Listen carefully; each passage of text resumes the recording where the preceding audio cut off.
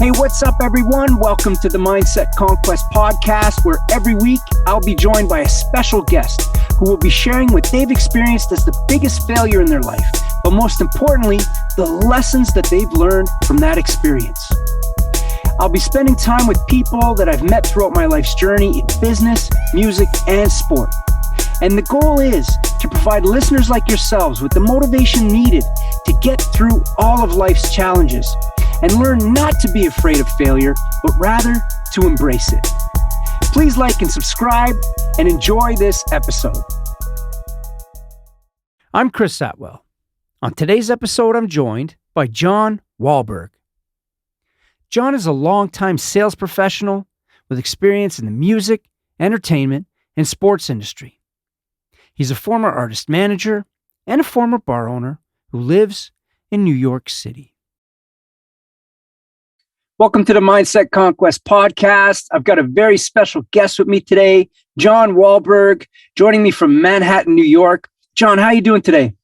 Doing well. As I said, don't know what I was thinking when I planned this the day after St. Patrick's Day, so I might be a little slow on my response. But other than that, I'm doing quite well. well, hey, happy St. Patty's Day. I know too. Some of us have some Irish blood, and you are one of those people, so no harm done. We kind of expected that some people will be a little bit hungover today, to say the least. Yeah. So good. Well, welcome to the show. I really want to get started with helping the listeners get to know who John is. Maybe you can just share a little bit about yourself, where you're from, what you do for a living, all the good things. Sure. I'll give you kind of the Cliff Notes version. So first and foremost, I am half Korean. So I was born in Korea, South Korea. To a Korean mother and an American father. I grew up in Connecticut, went to college in Connecticut, University of Connecticut, and moved to New York right after college. My career path has taken me down the route of publishing. So I've done sales and sponsorship sales for multiple publications, ranging from Rolling Stone, worked for Playboy, Billboard, recently Polestar. I used to own a bar in the Upper East Side of Manhattan, and I also kind of got into the music industry a little bit, hence how I know you. I was managing artists at one point. So, but that's kind of it. Currently, I'm working for a company that does logistics for, touring artists and film and television production. So it's called SOS Global, if anybody's listening.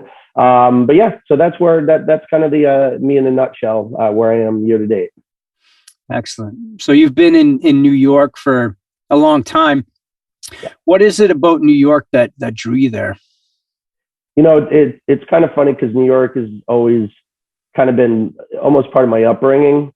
So, I hate to sound cliche when I say this, but it's I hate using this word, but it is the electricity of the city. It's the city that never sleeps.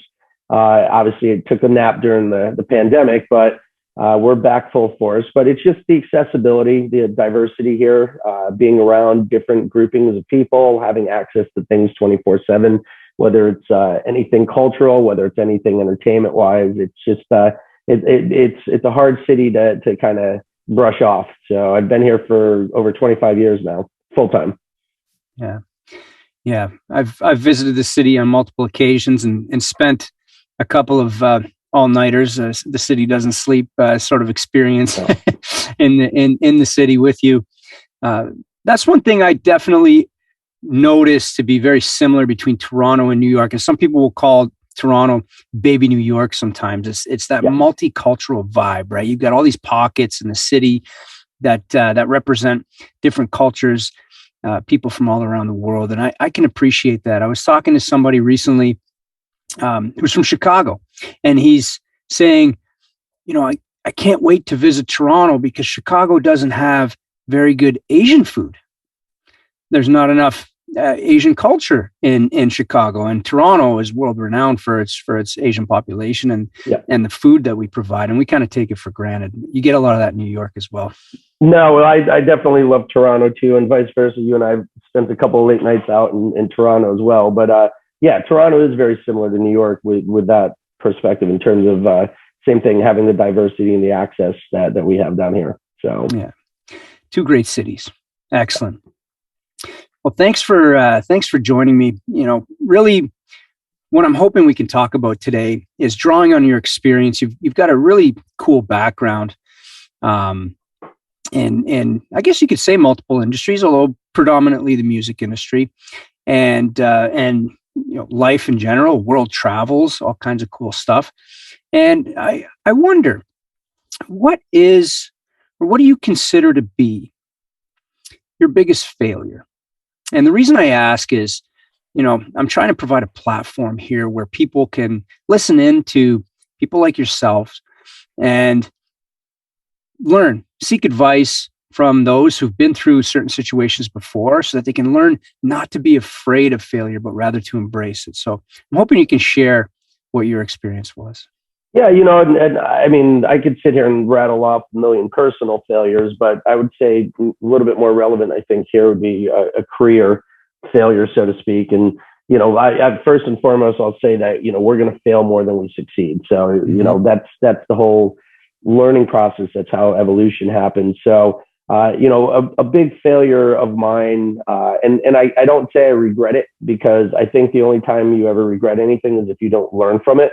So it's not a regret of my life by any means, but it was probably one of my bigger learning failures, is when, as I mentioned before, I used to work at Playboy, and I was an advertising sales director for them. And, it was a failure in the sense that I was only there for 3 months, because I started kind of grabbing on to what the other people on my team were there in terms of their not being pleased with the way they were being handled. They were not making enough money. Mm-hmm. And I kind of started subscribing to what the group thought, to the point where I just let it culminate. And I really abruptly left Playboy. I was at an event, and I ended up telling my boss at the time, basically to, take the job and shove it kind of deal. And while some people may think, oh my God, we want to do that, it sounds great, I left that job on the spot, never showed up for the next day at work, and that was it. And, it was a turning point, because I was really making good money for the age that I was. I was around 28, 29 when this happened. And, it ended up setting my life on a different path, because I couldn't immediately return to the industry, because I definitely burnt a bridge. And it was, our industry speaks, it's very incestual, so everybody knows each other. And that's what ended up provoking my move to Los Angeles, is that I felt that I just completely burnt out in New York, and I moved to LA for a couple of years. But, to me, it's a failure when I look at it, is, it put me in financial hardship for a little bit, because I left a really good paying job. And at that age, I didn't necessarily have, a savings or anything like that. So it was really not a smart move to ever make.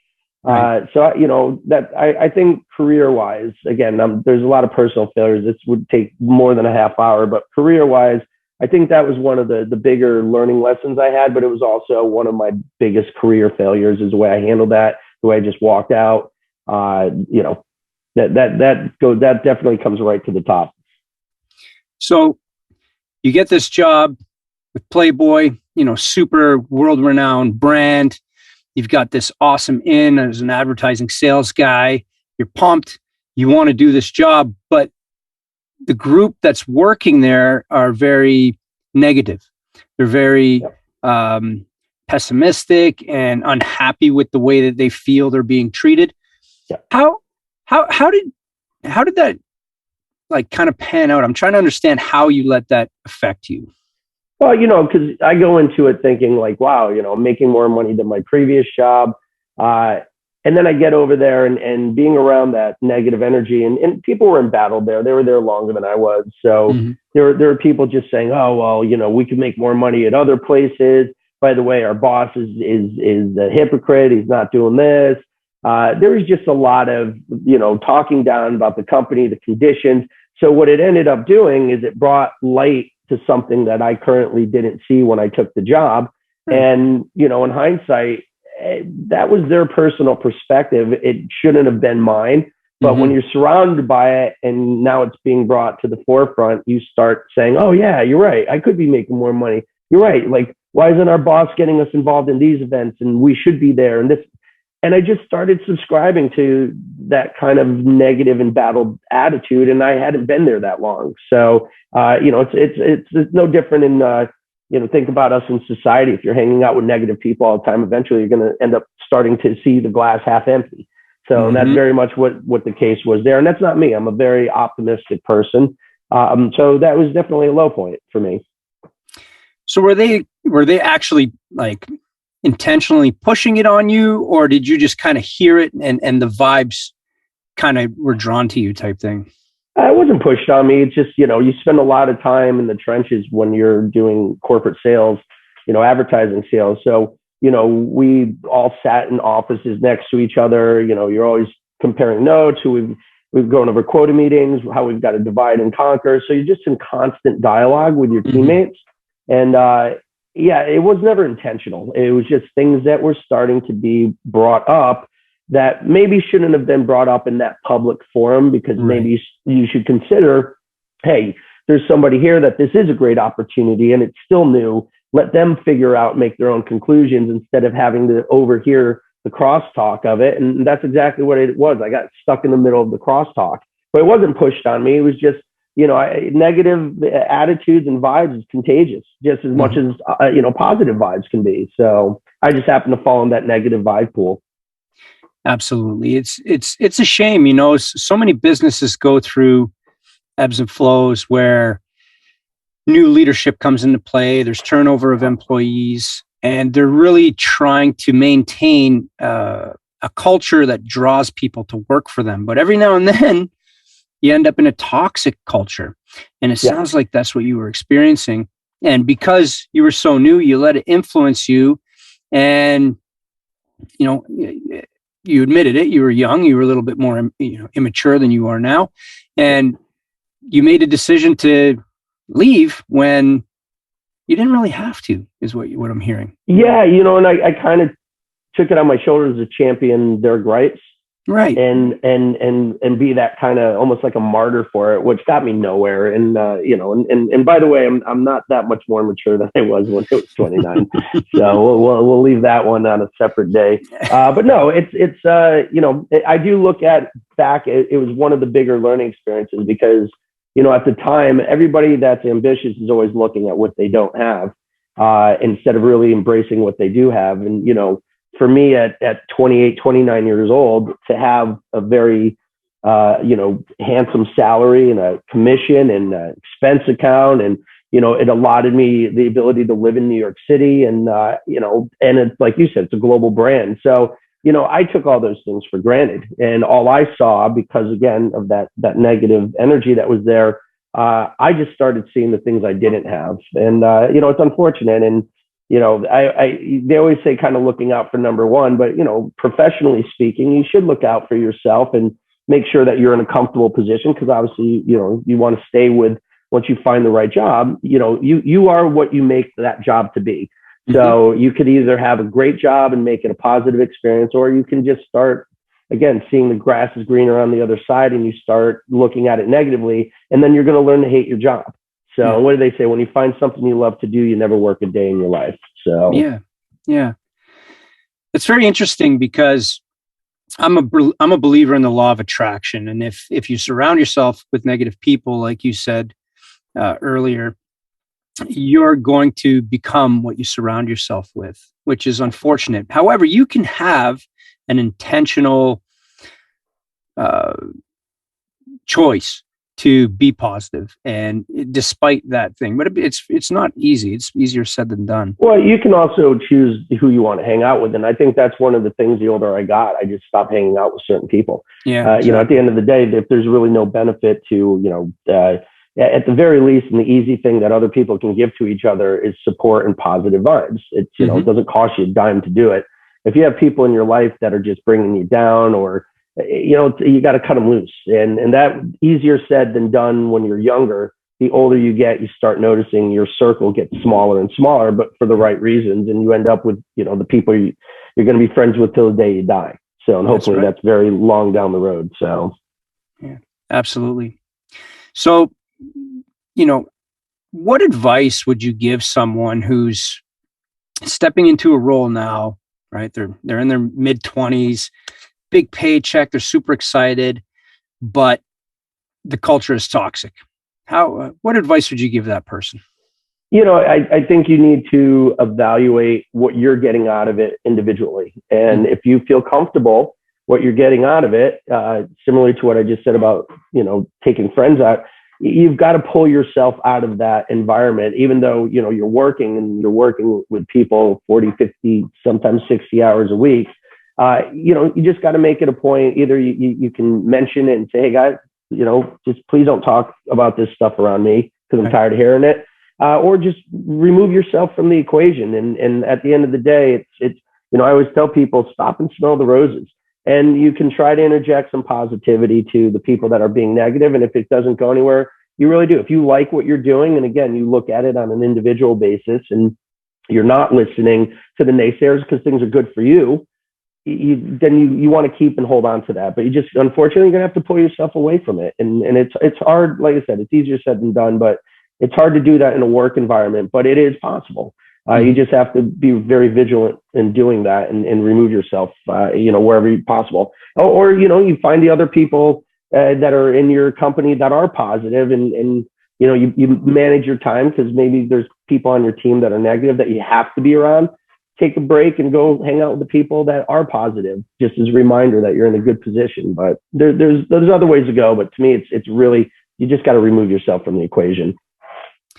I wonder if in today's world with, all the remote work that we do these days, if the impact would be the same. I can sense that if you were, working from home in the office, you take your home office, you take this new job and you need some advice from one of your colleagues. And then the first thing that comes out of their mouth is, oh, this guy, he's bad-mouthing the rest of the team. The impact would probably be very similar. I think either way, you'd have to choose, how am I going to handle this situation? You actually, and I think it's important. That's a good point you just brought up. You have to lead by example too. So, if you don't have something nice to say about somebody, no need to say anything at all in that public forum at work. So, you kind of have to be the proof in the pudding. You have to actually practice what you preach. So, I agree with you. Everybody's gone through the pandemic and has had different hardships and, dealt with bouts of depression and stuff like that. So I think coming out of it, I think, the good thing now is I think people realize that we took each other's company for granted coming out of the pandemic. So maybe now's the time that people are going to start being a little bit more positive, because they realize that, we thrive when we interact. And sitting on a Zoom call for, hours a day, 5-6 days a week, you're interacting, but not physically, and people can't take that for granted. And I'll always say that, I feel bad for some of the younger generation that have become so reliant on, social media, and they spend hours a day on it and all this. That has a lot to do with your psyche. And it's like being in a toxic work environment. And I always tell people, I'm like, take a break from it, make time to take a break from it. Go outside, call a friend up, go have coffee or go have an after work beer or whatever, but remind yourself that there's some, good in the world. And it's harder to do today because I even stopped really, looking at the news as much, because that'll bring you down. So you really have to kind of make time for yourself, because you're not going to get away from it, but you got to take a break from it. So make that time to be around the people that make you smile and pay that forward. So 100%. I really got fed up with social media. Well, mid 2020, you and I were texting back and forth when, it felt like the world was falling apart with COVID and the whole Black Lives Matter movement happening in the United States. And, things haven't got much better, let's admit, since then. But at the end of the day, social media was super negative place. Oh my gosh. And we were all at home, glued to our screens, trying to find information that we could trust. And as we're scrolling through, everybody's complaining. Yeah. And that's when I decided, I can act on this in my own personal way. I'm intentionally only going to put out positive content from this moment forward. Yeah, and good for you on that. And I will also say this, obviously we can't individually at this day and age, can't really change the global perception of everything going on and get rid of, but you have to start small. And I always say this, be positive for your circle. And hopefully that kind of grows into other, that's how you make the larger effect. But individually, you're not going to really make a change as an army of one. And unfortunately, I know people will believe that, the great optimists out there, but realistically speaking, I always say, listen, you don't have to focus on the ocean when you have a pond in your backyard. Mm-hmm. So, kind of grow that and build. And to your point, what you've done is exactly, if you've made the effort to change and post nothing but positive, other people can look at that and be like, you know what, I like that. I'm going to start doing it. And more people do it. And eventually you're going to push that negative junk to the bottom of the list, whether on social media, on media and news and television, all that stuff. So it really it starts at a small effort, and hopefully people will follow suit because they'll realize that it's better to be happy than sad. Well, there's a correlation there that negativity can lead to failure. Yeah, right. Absolutely. Right? So positivity will generate better results. If you read any self-help book, if you read a lot of these success principle type books, a lot of them say positive outlook, positive affirmations, empower yourself, surround yourself with the right people. All those things play into a successful future. So, well, I'll tell you the other piece of advice I'd give anybody is redefine what the word success means to you. Because if you're out there saying that $1 billion means I'm successful, then hence I'm happy, then you're missing the boat. Success to me and happiness, too many people correlate it with money these days. Uh-huh. You got to take money out of the equation and figure out what makes you happy. Like for me, I love to travel. It doesn't cost me an arm and a leg to travel. I'm a very frugal traveler. But for me, I love going overseas. I love interacting with different cultures. It's educational. You learn. It takes a lot of those prejudices that you may have in your mind or the ignorance that you're there. I love to do that. That's happiness to me. And the fact that I'm able to do and sit here and plan a trip, that to me is success. And none of that has to do with money. I've been able to go overseas on a very little budget, hey, listen, we work and we earn. That was the other principle. People think the American dream is to become a billionaire.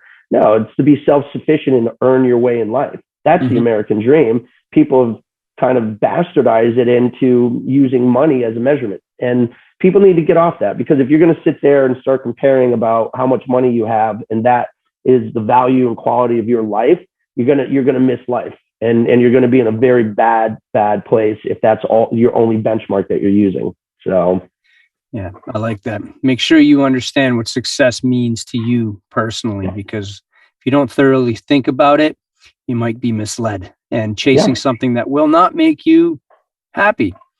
Happiness is a great way to measure success, in my opinion.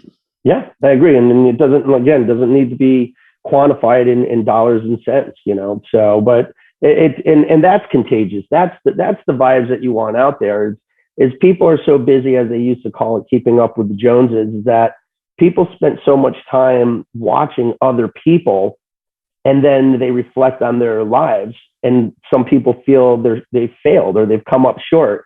And, comparing themselves. Yeah. Yeah. And every person individually, if you stop comparing yourself to the person next to you, find your own happiness. So, feel happy that sure, somebody might have more time or maybe more affluent than you. Well, good for them.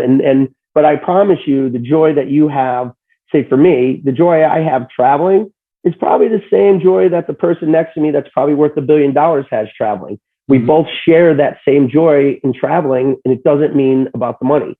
So, you got to find your own happiness, define your own success, and stop worrying about what's next to you and what's above you and what's below you. So, absolutely.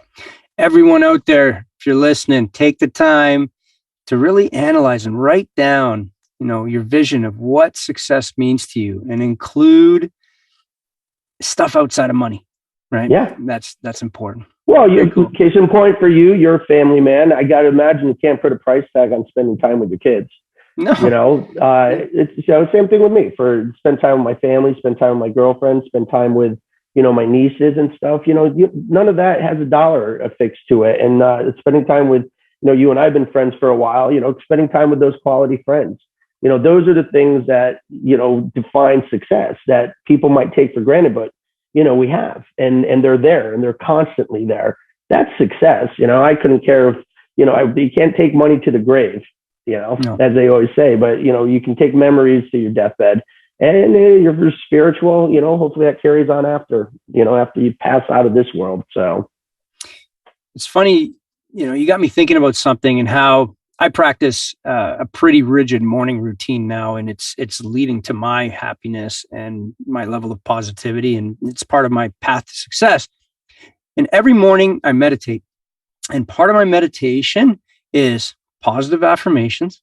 Right? We talked about positive, getting rid of all the negative thoughts, filling my brain with positive stuff, and taking a trip down memory lane and remembering some of the most thrilling, happy moments in my life that I've experienced, and going back there and remembering what it was like when I sat on my grandfather's lap at Christmas in 1984, when he, when grandma was bringing out the cake, and all these things where I just felt so happy. And when I do that and I finish my meditation, I start my day with a big smile on my face, and negativity can't get me, so. Well, I always say it's good to start your day off with a good laugh. And this is where I'm going to contradict myself for a moment, but Facebook does a really great job because it starts your feed with the memories you shared. Oh, you had this memory this day 7 years ago. Yep. And it's to that point, and I look at all those memories and I laugh because they were fun times, obviously, enough for you to post them at the time they happened. But to your point, you meditate, get rid of the negative. For me, I always say just start the day with a good laugh.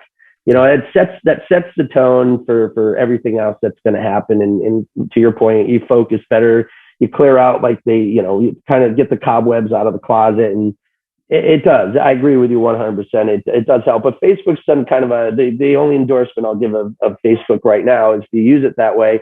It is a great connector, but it's also a nice reminder of some of those better times. Now, if you're only posting negative stuff for the last decade, and that's the only thing that's going to come up on your memory feed, well, maybe that should also tell you, oh, if you look at me, wow, I was a dick 7 years ago. Exactly. Maybe you should change that, So, but that's the one algorithmic thing that Facebook does that I find pleasurable when, I'm on the computer in the morning or whatever, and I see some memories from years ago. I'm like, all right, that's funny. That's funny. That's fun.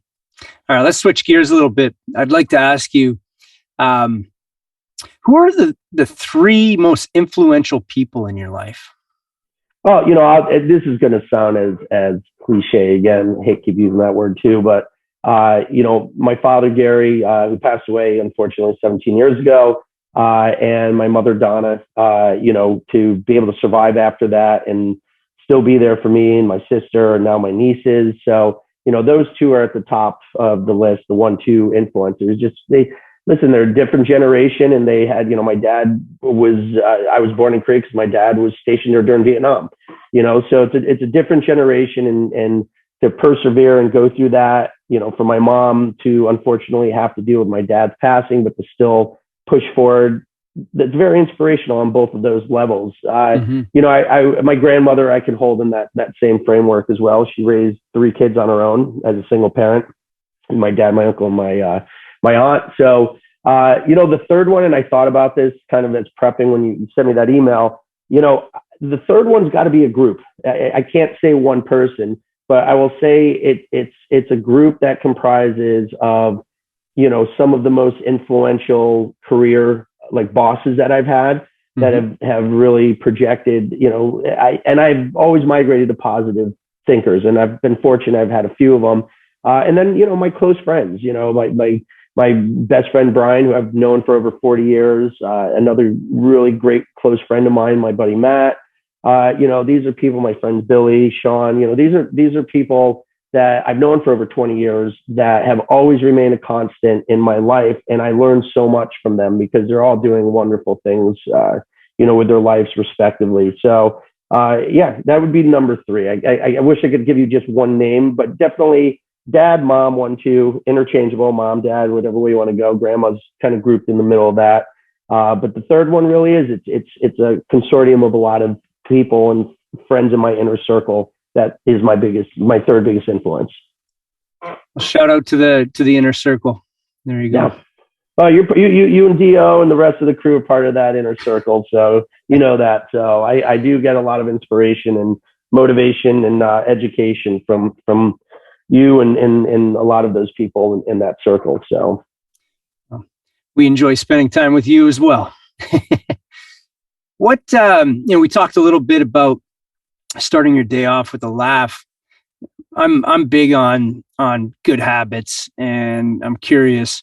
What good habits do you practice? Yeah, that you'd like I've got a great one for you, and it's kind of a trade secret. I'm going to let it out of the bag.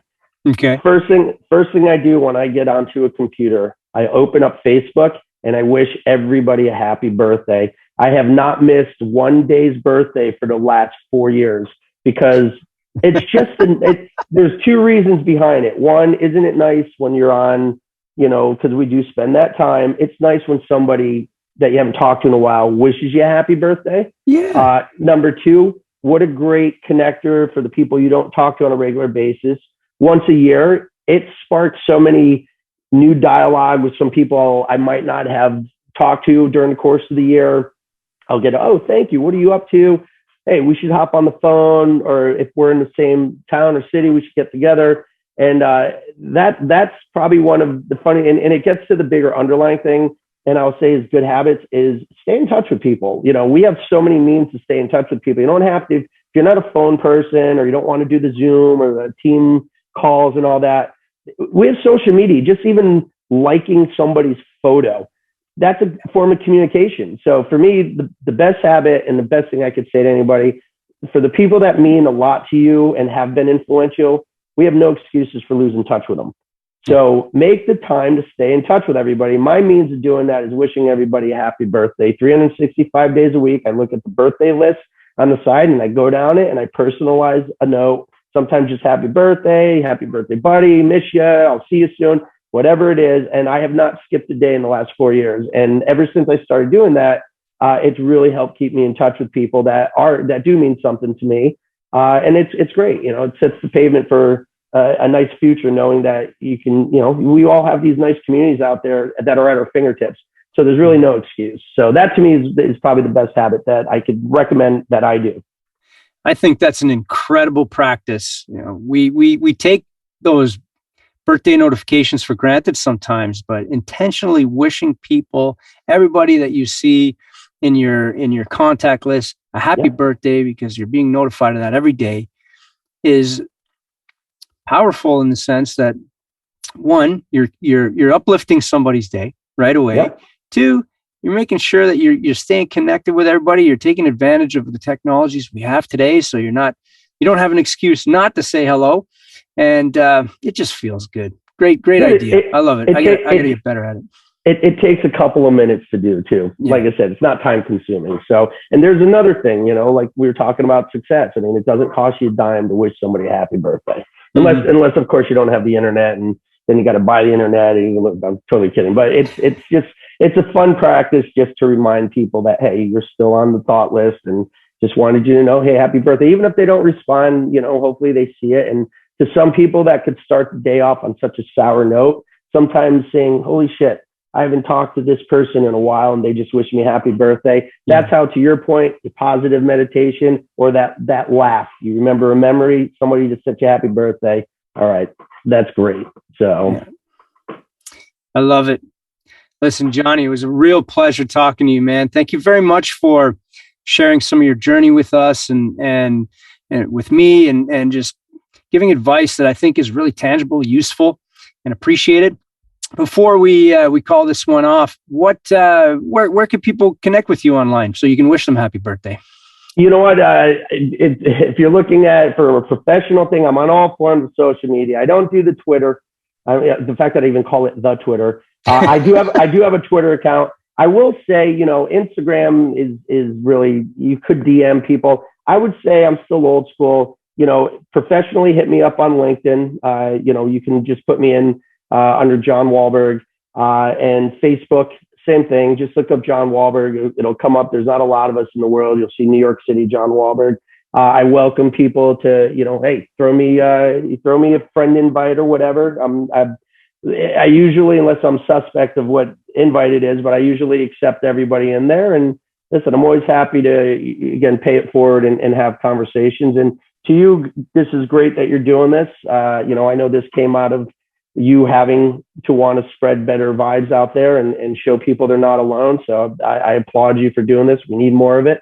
So congrats on the success of this. I hope to see many, many more of these.